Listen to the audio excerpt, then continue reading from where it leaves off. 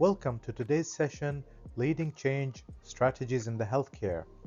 Together, we'll explore how leadership can navigate change in a complex, evolving healthcare landscape using structured, political, and human-centered strategies.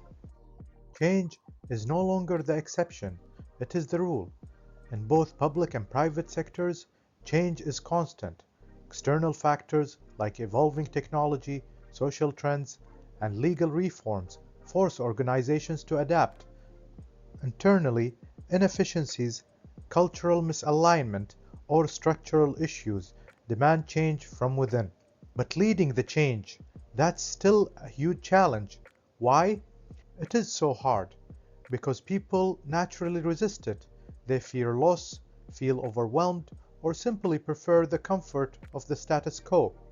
In our healthcare institute, added complexity has its own pressure in our environments. This chapter explores three core strategies to lead change: program change, political change, organizational development.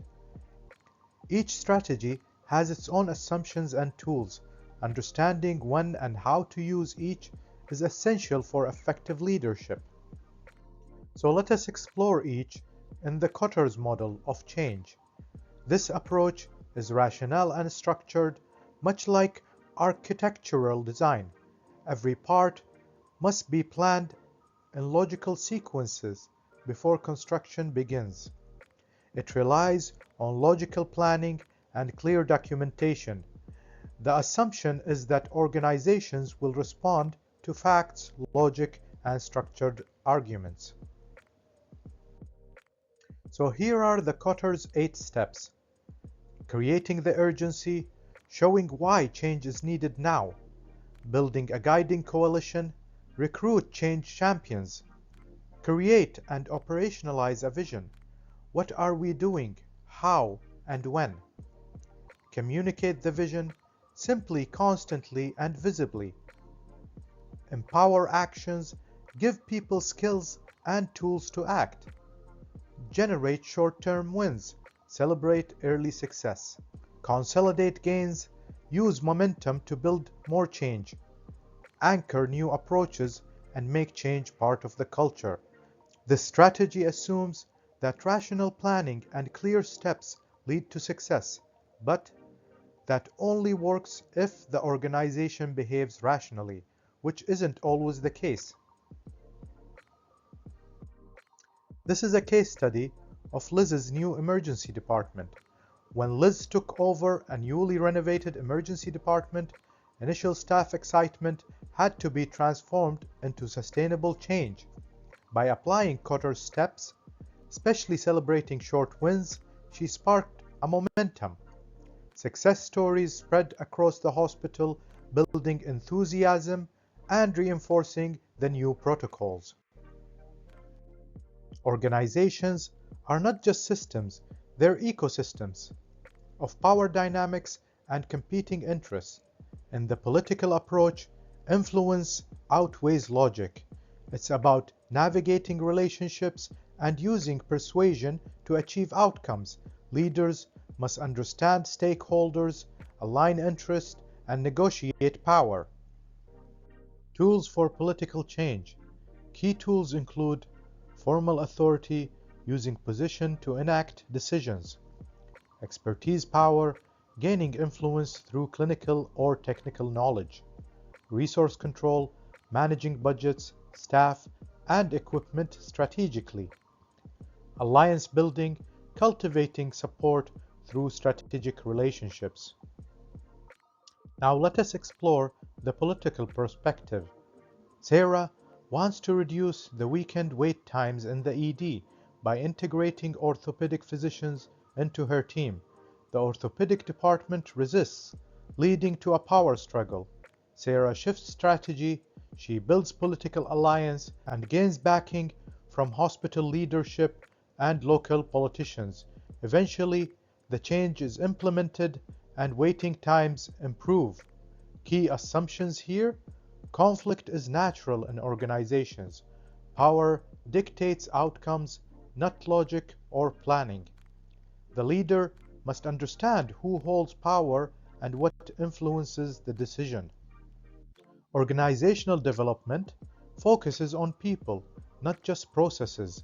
It's a human-centered approach that addresses emotional, psychological, and cultural factors driving change. Trust building is at its core. When staff feel safe, they speak up and take ownership of change. Leaders in this model act more like gardeners than generals.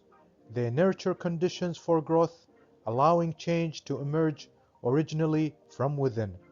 The organizational approach views organization as a living system. Change emerges naturally when the right conditions are cultivated for people. Several psychological theories support this approach.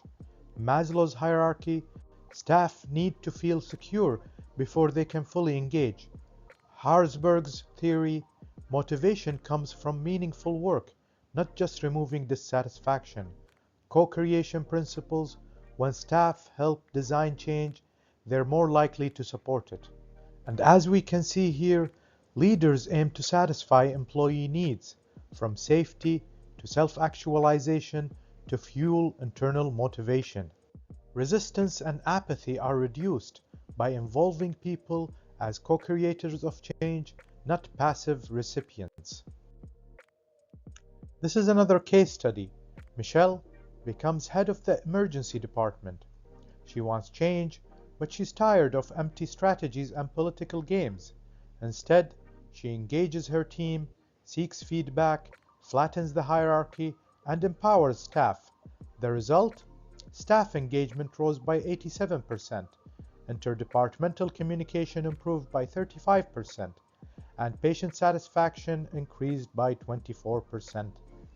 Michelle shifted from the traditional hierarchy to a participatory model.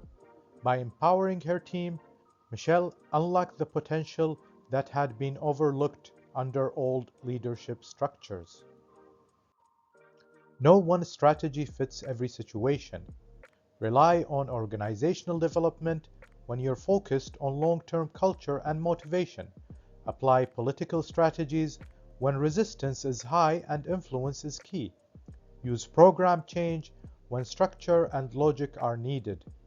Often a blended approach works best. Political tactics can open doors, program methods can organize efforts, and organizational development ensures change sticks over time. Think of it this way. The city planner represents the programmed approach, organized, precise, and possibly disconnected from human realities. The politician understands influence and gets things done, but may risk perception of manipulation. The gardener nurtures change from ground up, creating deeply rooted transformation, though it takes time. True leadership in healthcare means knowing when to plan, when to negotiate, and when to plant seeds and potentially cultivate change. Change in healthcare isn't easy, but with the right mindset, tools, and strategy, it is not only possible, it's transformative. Thank you for joining in this session on leading change strategies in the healthcare.